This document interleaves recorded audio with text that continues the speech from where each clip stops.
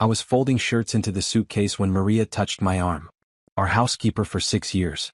Never spoke unless spoken to. Now her fingers were trembling against my sleeve. Please don't go. I stopped. Looked at her. Her eyes were wet, darting toward the hallway where my wife was on the phone. What are you talking about? The trip. Don't go to Rome. Just trust me. She released my arm and walked away quickly, disappearing into the laundry room before I could respond. My wife appeared in the doorway, smiling. Almost ready? The car comes at 6 tomorrow. Almost. She'd planned this for weeks. A surprise anniversary trip. First-class tickets. A hotel overlooking the Colosseum. She'd been excited, affectionate, attentive in ways she hadn't been for months. I should have been grateful. Instead, I kept hearing Maria's voice. That night I couldn't sleep. I ran through explanations. Maybe Maria was confused. Maybe she'd overheard something out of context. But Maria didn't make mistakes. At 4 a.m. I made a decision. I texted our neighbor, David, a retired cop who owed me a favor. Need to use your guest room. Can't explain. One day. He replied immediately, doors open. At 5:30 I loaded my suitcase into the Uber. Waved at my wife through the window. Drove 3 blocks, paid the driver double and walked back through the alley. David let me in through his side door. What's going on? I don't know yet. I positioned myself at his upstairs window. Perfect view of my driveway. Then I waited. The black van arrived at 9:47 a.m. No markings. Tinted windows. It parked across the street, engine running. My wife came out first. She wasn't crying. Wasn't panicked. She was on her phone, nodding, scanning the street. Then Marcus stepped out of the van. My brother. I watched him walk up my driveway like he owned it. Watched my wife hug him. Not a polite hug. A familiar one. 2 other men exited the van. Both large. Both wearing gloves in 70-degree weather. They entered my house. I pulled out my phone. Opened the security camera app I'd installed last year. My wife didn't know about the motion-activated cameras in the garage, the office, the bedroom. I watched the live feed. They went straight to my office. Marcus opened my desk drawer, pulled out the external hard drive where I kept encrypted backups of everything. Business files, investment accounts, property deeds, passwords. One of the men opened a laptop. Started cloning the drive. My wife stood in the doorway, arms crossed. Watching. How long? She asked. 20 minutes, Marcus said. Then we're done. And the lawyer confirmed the insurance payout? Marcus smiled. It's already in motion. Accidental death abroad. No investigation. You'll have everything. She nodded. What about Maria? We'll handle her. I stopped breathing. I rewound the footage. Played it again.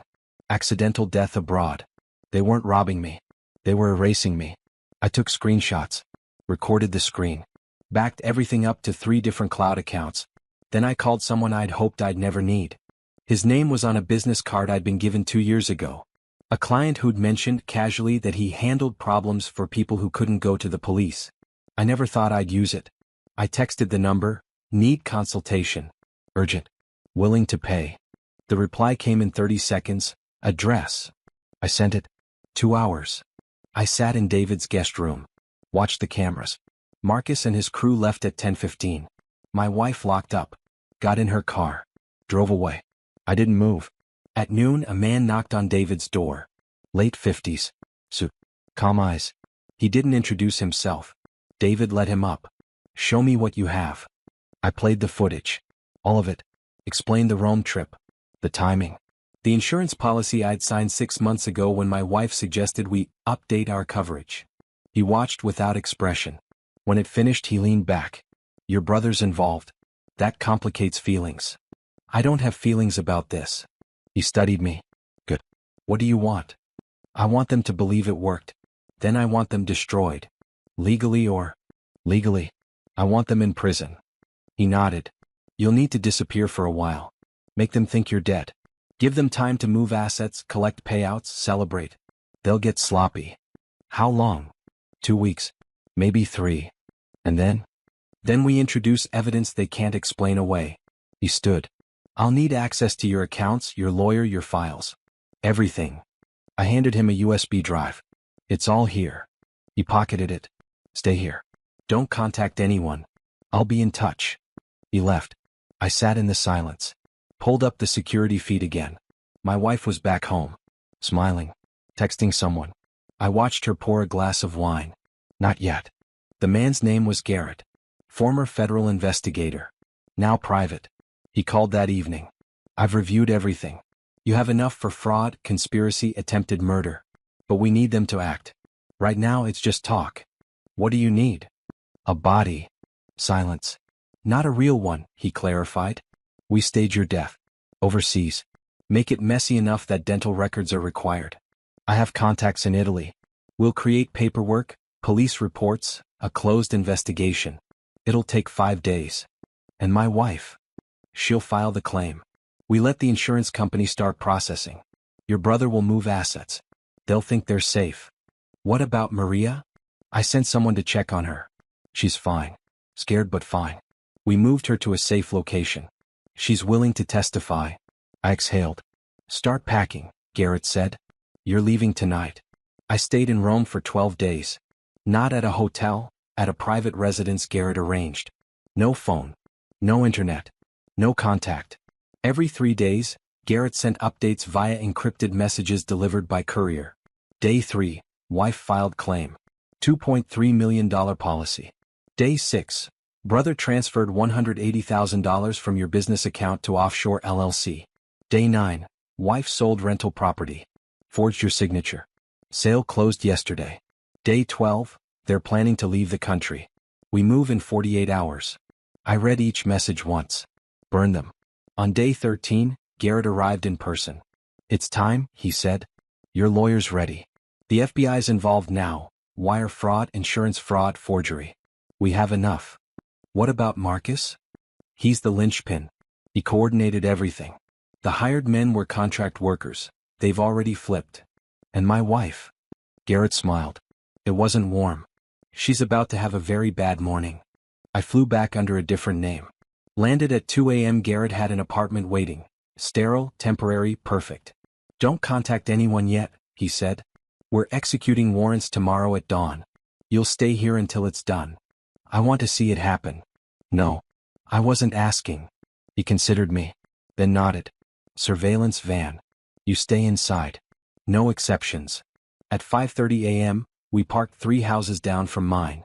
The van was unmarked, filled with monitors showing live feeds from 6 angles. Federal agents surrounded the house. At 6 a.m. they knocked. My wife answered in a robe. Hair perfect. She looked confused, then terrified as they pushed inside. FBI. Search warrant. Step aside. I watched her face cycle through emotions, shock, fear, calculation. She reached for her phone. Don't touch that. They cuffed her. Read her rights. She didn't cry. Marcus was arrested at his apartment simultaneously. I watched that feed too. He fought. Yelled about lawyers. They dragged him out. By 8 a.m. both were in federal custody. By 9, agents had seized computers, phones, financial records, the forged documents from the property sale. Garrett's phone buzzed. He listened, then hung up. Your wife just asked for a deal. Tried to blame everything on Marcus. Will it work? No. We have her on tape discussing your death. Signing forged documents. Collecting the first insurance payout installment. I nodded. When do I come back? Tonight. We'll stage your return. Make it public. The story is you were in a coma after an accident. Just woke up. Saw the news about your own death. Perfect. At 6 p.m. I walked into a police station. Cameras everywhere. Reporters already tipped off. I gave my name. The desk sergeant's face went white. Call the FBI, I said. Tell them Ethan Marshall is alive. The news broke within an hour. Man declared dead returns. Wife and brother arrested for fraud and conspiracy. My phone, my real phone, reactivated, exploded with messages. Friends, colleagues, relatives. I ignored them all. I went home. The house was exactly as I'd left it. Except now it was a crime scene. Yellow tape. Fingerprint dust. Evidence markers. A detective met me at the door. Mr. Marquis, sorry Mr. Marshall. We need to ask you some questions. Of course. They took me downtown. Recorded everything. I explained the trip, the warning, the decision to investigate quietly. I showed them the security footage I'd archived. Why didn't you come to us immediately? One detective asked. Because I needed proof. And I needed them to act. They didn't like that answer. But they couldn't argue with results. I was released at midnight. The next morning my lawyer called. Your wife's attorney is requesting a meeting. She wants to talk. No. She's offering information. Says Marcus planned everything. She was coerced. She discussed my death like a business transaction. I watched the footage. Silence. Do you want to press charges separately? Civil suit. Everything. I want every legal option on the table. Done. I hung up. Drove to Marcus's apartment. The landlord had already boxed his belongings, standard procedure for arrested tenants. I found his laptop in a box labeled electronics. Took it. At home I opened it. No password. Marcus always thought he was smarter than security protocols. I found a folder labeled projects. Inside, detailed plans. Timelines. Contacts for the men he'd hired. Drafts of forged documents. Photos of my office, my files, my daily routine. This had been planned for 11 months. I copied everything. Sent it to my lawyer, to Garrett, to the FBI agent handling the case. Then I found one more file. A contract. Signed by Marcus and my wife. They'd agreed to split everything 50-50 after my death. I stared at it. Not anger. Just cold certainty. They were done. The arraignment was scheduled for Monday. I arrived early. Sat in the back row.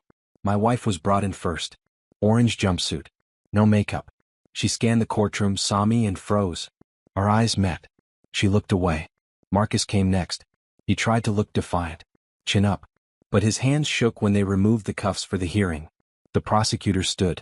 Your Honor, the government is charging both defendants with conspiracy to commit murder, wire fraud, insurance fraud, and forgery. We have extensive documented evidence, including recorded conversations and forged financial documents. My wife's attorney stood. Your Honor, my client was coerced by her brother-in-law. She had no knowledge of. The prosecutor cut in. We have video of the defendant discussing life insurance payouts and explicitly asking about the timeline of her husband's death. She was an active participant. The judge reviewed the brief. Looked up. Bail? The government requests remand. Both defendants are flight risks. Mrs. Marshall sold property and transferred funds in preparation to leave the country. The judge didn't hesitate. Denied. Both defendants remanded pending trial. My wife's face crumbled. She turned, looking for me again. I stood. Walked out before she could speak. In the hallway the prosecutor found me. We're offering a plea. 15 years for your wife, 20 for your brother. No deal. Mr. Marshall, trials are unpredictable. No. Deal. She studied me. Then nodded. Understood. The trial started 6 weeks later. It lasted 8 days. Maria testified. The hired men testified. Financial experts testified. I testified on day 7. My wife stared at me the entire time. I never looked at her. The jury deliberated for 3 hours. Guilty on all counts. Marcus got 32 years. Federal prison. No parole. My wife got 25. I attended the sentencing. Said nothing. The judge asked if I wanted to make a statement. I stood. No, Your Honor. Sat back down. The business survived after I removed Marcus from all accounts and filed civil suits to recover stolen funds. I won every case. Seized his assets. His car. His apartment equity. Everything. My wife's family tried to contact me. I blocked them. Her attorney sent letters requesting visitation rights, reconciliation talks, reduced sentences. I burned them. Maria came back to work. I tripled her salary. Set up a trust for her daughter's education. Thank you, she said quietly one morning. You saved my life. She nodded. Went back to folding laundry. I sold the house. Too many goes. Bought a loft downtown with a view of the city. Started over. One evening I received a letter. Prison postmark. My wife's handwriting. I held it for a long time. Then I threw it away unopened. Some doors once closed stay that way. I rebuilt everything they tried to take. They'll be old when they're released. I'll be thriving.